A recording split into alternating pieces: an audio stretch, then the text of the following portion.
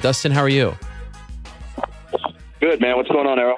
Not much. I appreciate the time. What was your reaction, Dustin, when you found out that Eddie would be coaching on The Ultimate Fighter opposite Justin Gaethje, and it would appear, at least for now, that you were not getting that immediate rematch? I was kind of shocked, honestly, man, because I found out like everyone else did through social media and stuff. Nobody can call me or let me know what's going on. I mean, with my talks with my management and the UFC, we were going to rematch. That's what the game plan was, So it's really a slap in the face. Yeah, I mean, and so you say you were shocked. I mean, were you pissed? Did you try to call up and figure out what was going on here? Because it seemed, at least from what I was told, that the plan was to rematch you guys. Well, yeah. Well, from my side, Eddie's side, and the UFC, we all said that was the plan, and that's what was going to happen. We were just trying to figure out the right date to do it, and then this happened. So really, it's crazy, man. I'm not trying to chase it down and connect the dots to why this happened or all that crap, but it's just, like I said, man, it's a slap in the face, I just don't understand how I beat the former champ, number 3 ranked guy in the division. I beat him up for 9 out of 10 minutes, and then we just move on and act like the fight never happened. Nobody talks about it. I don't get paid my win money, all this shit happens, and it's just like, tuck it under the rug and keep it moving. Here's a TV show position for you, buddy. Dustin will just match you up with anybody else. I mean, where do I go from here, He's number 3. I was whooping his ass. And number 1 and 2 are fighting. Number 4 is hurt. I heard Lee's not going to fight till December. Nate's not fighting nobody. So it's a shitty situation for me to be in. But, hey, like I said, man, this ain't the fair business. It's the fight business. So keep my chin down and keep pushing on. Do you know if you were considered to coach opposite Eddie, considering the history there and the story? Do you know if you were being considered at all? I have no clue, man. I have no clue. Like I said, I found out about this shit on social media when people were saying, I hear Eddie's coaching tough. I'm like, no way. That ain't happening, man. We're fighting. We're probably fighting. I was thinking we're fighting in October. Mm-hmm. I was told... I haven't heard anything. Do you know what kind of injury you suffered as a result of the what appeared to be illegal knees? I was told you suffered a concussion and needed some time off. They were illegal. They were. The doctor, yeah, for sure. I mean, come on, let's not beat around the bush. But all right. The doctor thought that I had some slight concussion symptoms. The next couple of days after the fight, I felt a little nauseous on the road when I was driving back home. I took a 6-hour road trip from Dallas back to Louisiana after the fight, and I don't get car sick or anything like that, so they just assumed that might be a slight concussion and stuff. So, obviously I haven't been sparring or getting slammed around on my head, but I'm clear now and good to go. I feel fine. That lasted maybe 2 days, Okay. And you officially appealed it, right, with the Texas Commission? Yeah, my management did. And, and they turned it down, turned the appeal down. Were you surprised that they did? Who wants to admit that they're wrong, man? It's fucking politics and a bunch of bullshit, man. These guys were, they don't give a fuck, man. I'm feeding my family with this. I need this win. I was fighting, the last 10 weeks of my life out in South Florida in training camp, grinding my body down, putting it all on the line in front of everybody to see. These guys just make a decision like they don't even know what's going on. They don't realize how it affects somebody's life. And now, even if I would rematch Eddie, it wouldn't have the same power it did. He just lost his belt the fight before. He was 1 fight removed from being a world champion. I'm in there finessing his ass, and now he's doing a TV show. So, man, they can all get it, Ariel. and so I'm wondering, because I was talking to someone at the UFC this past weekend on Long Island, and they were like, yeah, that should have been a DQ. Why do you think he did not call it a DQ, the referee, Herb Dean? I have no clue. I found it funny that he was going all over social media and as many radio shows as he could after the fight to try to save face and stand his ground on why he didn't. I don't know. Ask him and ask Mark Radner. They discussed it before the call was official. I don't know. Did you talk to him after the fight? Did you get a chance to talk to him backstage or something? He saw me in the hotel and was talking to me, but I wasn't really listening to him. Okay. Have you watched the fight again? He was trying to. I didn't. I mean, why does a official have to come up to you and start explaining his call. I didn't ask him. He walked up to me and started explaining. That's red flag there. I watched it the day after the fight when we drove back from Dallas to Louisiana. I went to my in-laws' house and they had it recorded. I watched it once since. Really, if we're not going to act like it happened, there's no reason for me to watch it. You know, I know what I was doing in there. I know I was in control. I don't want to relive this. If we're going to move on, it's not on my record. I'm still ranked the same. Nobody's giving me credit for beating Eddie. So I'll just move on. Do you think Eddie tried to find a way not to fight you? You know what, man? What's crazy to me is we can't, have control of what happens to us, but we can't control how we react to what happens to us. And I thought I reacted like a champion in there. I gave him benefit of the doubt. I thought the knee was an accident. In the heat of the moment, I was still shook up. You know, I didn't know exactly what was going on, but I just assumed, from watching Eddie in the past that it was an accidental knee. But, seeing how he's acting now on social media, talking to me like I wanted out of the fight, it's crazy to me that, I've got 20 fights in the UFC. You can watch any of my fights. I've been hurt.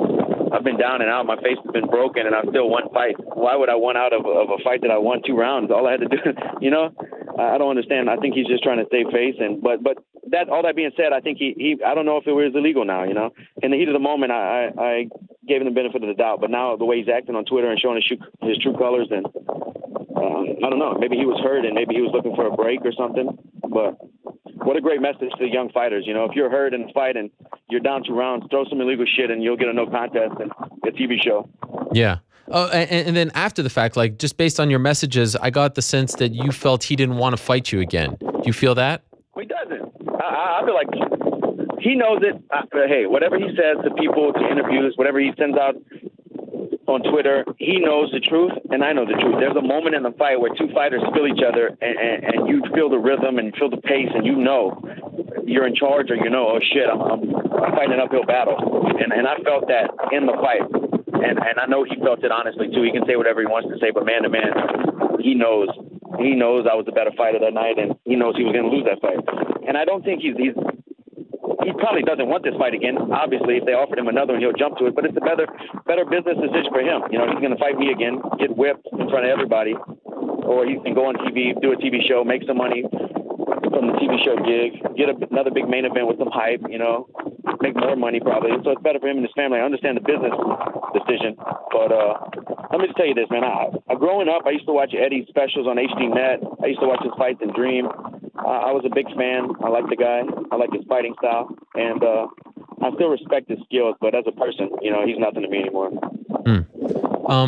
And so now, like, what do you plan? Are you just sitting around? Are there other? I heard there was some talk of maybe you fighting Anthony Pettis. Is there anything? Have they given you something to sort of ease this frustration so that you can move on? No, nothing yet, man. But I'm hoping to find out this week. I'm actually on a 4-day vacation with my wife and daughter right now. Oh, okay. When I get back to Louisiana Thursday night, I'm going to finish out 2 hard weeks in Louisiana, and then I'm going to go to South Florida and start preparing. So I'm looking to fight October or November. I'd like to get on the Madison Square Garden card or the October 7th card in Vegas. Those are the dates that I'm looking at, and we'll see what happens. I'll start preparing, and hopefully something opens up. But like I told you, man, the whole division is at a standstill kind of with the fights and the injuries and stuff. So we'll see what happens. Was Pettis brought to your attention? Yes. Okay. Do you like that? He was a name. He was a name. It's fun. It sounds like a fun fight. I'm pretty sure the fans will enjoy it. Yeah. So we'll see what happens. Is he the front runner right now? Yeah, for sure. I haven't been given a direct like, here's the guys you're gonna fight or anything like that. It was just like talk, like maybe October 7th, maybe here's a couple names. So I don't know exactly what for sure yet, but I'm down with anything, man. I just want to scrap. By the way, is it super windy where you are right now? I'm on the beach, Ariel. Oh, okay. Well, I appreciate you doing this on vacation. Let me just take up a couple more minutes of your time and then I'll let you go. Could I ask you, how much money were you robbed of? Because you didn't make your win money, right? You didn't get your win money, right? So let me tell you another messed up part of this situation is I think Eddie is on a flat contract. So I guess even before he was the champ, he might have got 150 or 200 flat, win or lose. He's on a flat pay. So he got all of his money. He beat me in the back of the head, was losing the fight, got all of his cash. I get sent home with a slight concussion, a fight that I was winning, I don't get the win, and I get half of my money. You know that fight would have been fight of the night, so you can mark 50K right there, and then my win bonus would have been 5, so I lost 6 figures.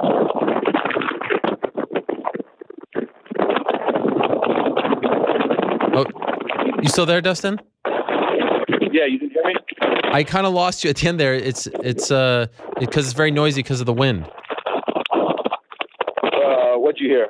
I heard that you thought you were going to make 50K for the win, right?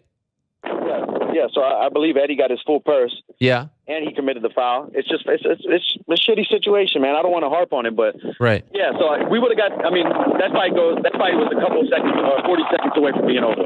I mean that round. We'd have had another crazy round. We'd have got fight of the night. You and me both know it. That was fight of the night. Yep. So that's 50K there. Plus my win bonus would have been 65. So I lost 50. Damn. And the number 3 ranking and potential, all the potential stuff that comes with that. Maybe a TV spot alongside or across the gate. You know, what ifs could go a long way with this. That's not what I'm doing in my life, man. I'm just training, getting better, and moving on. This ain't the fair business, bro. Right. Did you end up donating your fight gear to that food bank in Louisiana? Did that actually go through? Yeah, we got it done, man. We raised. It ended up turning out to be 3,000 meals. Wow. We raised, so I'm really excited about that. And the next fight, I'm going to do the same. I'm not sure what organization I'm going to work with, but it's going to be a South Louisiana nonprofit, and we're going to do something similar. Wow, that's great. Good for you. Meals, man. Because originally someone like put a bid on it, and then they didn't contact you or something, so you had to put it up. Is that what happened? You know how internet people are. Yeah. It was a 7-day auction on eBay, so they would wait till the last hour, bid higher than a real bidder, and then cancel the order. Okay. I put it up twice, so it killed 2 weeks. And then somebody reached out to me and just bought it. So oh wow. That helps.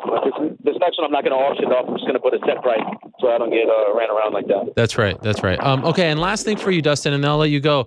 I noticed after the Mayweather-McGregor fight was announced, you sent a really nice message to Conor, which I thought, said a lot about your character and given the history between you two, and you kind of just sort of congratulated him on everything he's done and kind of like put the past, in the past. Why did you feel compelled to do that? And when did your feelings towards him change? I mean, I still want to beat him up, but just as a fighter, and I'm a father now, and I think a lot, and I'm just in a different place than I was when I was getting ready to fight him, and I just appreciate the opportunity created for himself by his hard work, and it's amazing what he did, man. He brought 2 sports together in one of the biggest fights in history. Set records. It's impressive, man. I was in the UFC when this guy made his debut. I was already a name. Yeah. And he's fighting Mayweather in a few weeks. I got to respect that. Are you going to root for him?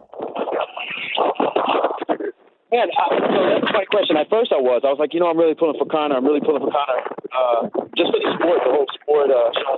These guys, and we can scrap, we can box and fight. But I don't know. After seeing some of the highlights from the press tour and stuff, I'm kind of leaning towards Mayweather. Oh, what happened? I don't know, man. I have to change of heart, though.